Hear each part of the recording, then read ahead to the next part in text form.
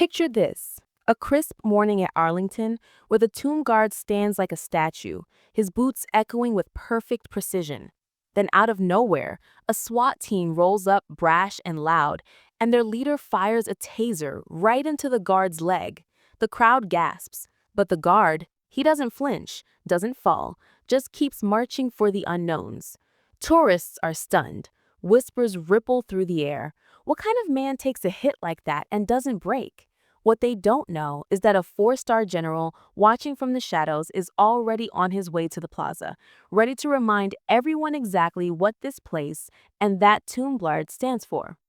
Before we dive into this story, where are you watching from? Let us know in the comments. And if you believe that values like honor, courage, and sacrifice still matter, join us in keeping their legacy alive. It's a crisp fall morning in 2025, just past dawn at Arlington National Cemetery, Virginia.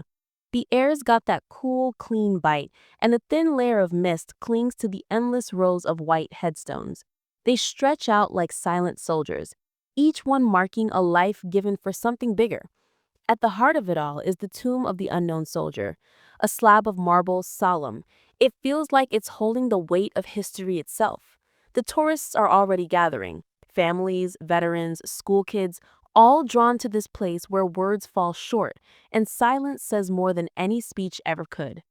Under the shadow of the marble arch, Sergeant Daniel Carter, Danny to his buddy, stands guard. He's 28, a member of the 3rd Infantry Regiment, the Old Guard, handpicked to serve as a tomb sentinel. Danny's not tall, maybe 5'10", but he carries himself like he's made of iron. His uniform's pressed to perfection, every crease sharp enough to slice bread. His M14 rifle rests steady in his white-gloved hands, and his eyes are locked on a point only he can see. Each step he takes is part of the ritual. 21 steps, pause, turn, 21 steps, back. It's not just a march, it's a promise, a vow to honor the unknown soldiers who never made it home. Danny's no stranger to sacrifice. He did 2 tours in the Middle East, saw things most folks couldn't imagine. There's a scar along his left forearm from a roadside bomb that took out half his squad. He doesn't talk about it, doesn't post about it on social media. To him, the real heroes are the ones beneath that marble, the ones who didn't get to tell their stories. That's why he's here, why he volunteered for this duty. It's not about glory, it's about giving a voice to the voiceless. The crowd's quiet today, respectful. A dad holds his daughter's hand, pointing at Danny and whispering about honor. An older veteran, in a faded army cap, watches with wet eyes, remembering friends who didn't come back. A group of high schoolers, usually loud and distracted, stand hushed, phones down, sensing they're part of something bigger. The rhythm of Danny's boots echoes through the plaza. Click, click, click. 21 steps, pause, turn. It's hypnotic, like the heartbeat of the nation itself. But that rhythm's about to get interrupted. Across the plaza, 3 black SUVs roll up, tires crunching on the gravel path. They're not supposed to be here. Arlington's got strict rules, and random vehicles don't just pull up to the tomb. The lead SUV's door swings open, and out steps Lieutenant Mike Brennan, 38, a SWAT team leader from a local police department. He's broad-shouldered, decked out in tactical gear, with a swagger that says he's used to being the toughest guy in the room. Behind him, 4 other SWAT officers climb out, all kitted up with vests, holsters, and tasers clipped to their belts. They're here for some kind of joint training exercise, supposedly cleared through higher-ups, but the way they move says they don't care much for the rules of this place. Brennan scans the plaza, his mirrored sunglasses catching the morning light. He spots Danny mid-march, and a smirk curls his lip. He mutters to his team, loud enough for nearby tourists to hear. Man, look at this guy. What's he supposed to be, a wind-up toy? The other officers chuckle, except for one officer, Jenna Torres, a younger member of the team. She shifts uncomfortably, glancing at the crowd, but says nothing. The tourists stir, uneasy. A park ranger stationed near the rope barrier steps forward with a polite but firm tone. Sir, this is a restricted area. No unauthorized personnel beyond this point. Brennan flashes a badge without breaking stride. Lieutenant Mike Brennan, Tactical Response Unit. We're here on official business. Joint Ops training. Got clearance from the top. The ranger hesitates, checking his tablet. Sir, I don't have any record of. Relax, buddy. Brennan cuts him off. We're just observing. No harm, no foul. He steps past the barrier, his team trailing behind. The crowd parts like water around a shark. Brennan stops a few feet from Danny, who's paused at the end of his march, rifle at his shoulder, eyes fixed straight ahead. He tilts his head, sizing him up like he's a carnival attraction. So this is it, huh? The big show. Guy in a fancy uniform marching back and forth like a robot? What's the point? You guarding a ghost or something? Danny doesn't blink. His face is stone, his body rigid. 21 seconds pass, then he turns, precise as a metronome, and begins his next set of steps. Click, click, click. Brennan laughs louder this time. Oh, come on, man, you don't talk, don't move unless it's part of the script. He pulls a protein bar from his pocket, unwraps it, and takes a bite, chewing obnoxiously. I bet I could wave this in your face and you wouldn't even flinch. Trained to be a statue, huh? The ranger steps closer, voice sharper now. Sir, you're disrupting a ceremonial detail. Please step back. Brennan waves him off. Chill, man. I'm just testing the guy's focus.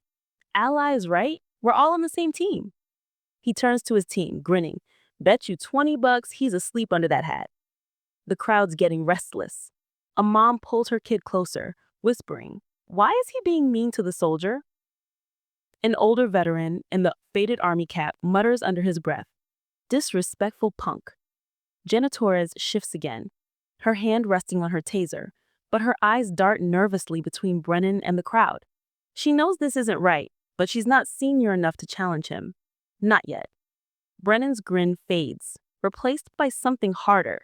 He's not used to being ignored, and Danny's silence is getting under his skin. You know, he says, stepping closer to the march path, this whole setup's a joke. You're out here playing dress-up, while real cops, real soldiers, are out there handling business. He taps his temple. You think this impresses anybody? A guy who can't even react? Danny finishes his 21 steps, pauses, turns, and his eyes never waver. His posture never shifts. Brennan's jaw tightens.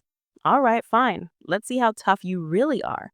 He unclips his taser, a black and yellow device, and holds it up like a trophy. Just a little test, he says, loud enough for the crowd to hear. Training exercise. No big deal. The ranger lunges forward. Sir, you can't. Too late. Brennan aims and fires. The taser darts shoot out, hitting Danny in the thigh, just below his uniform's polished belt. The electric buzz cuts through the morning air, sharp and ugly. Danny's body tenses, his grip on the rifle tightening so hard that blood seeps through his white glove, staining it red. His jaw clenches, but he doesn't fall, doesn't cry out, doesn't break his stance. The crowd gasps. A kid screams, Mommy, he hurt him. The veteran in the cap steps forward, fists clenched, but stops himself knowing he can't cross the barrier. Brennan steps back, grinning like he's won something. See? Statue? Still standing. Tough guy, huh? His team laughs nervously, but Jenna's face is pale. She mutters, Mike, that was too far. Brennan shrugs. It's a taser, Jenna. Low voltage. He's fine. Look at him. And Danny is fine. Or at least he looks it. He's still standing, eyes locked on that invisible point, rifle steady. The taser darts dangle from his thigh, a dark scorch mark spreading across his blue trousers. But his face is a mask of discipline, his body a monument to duty. The crowd's silence isn't reverence anymore.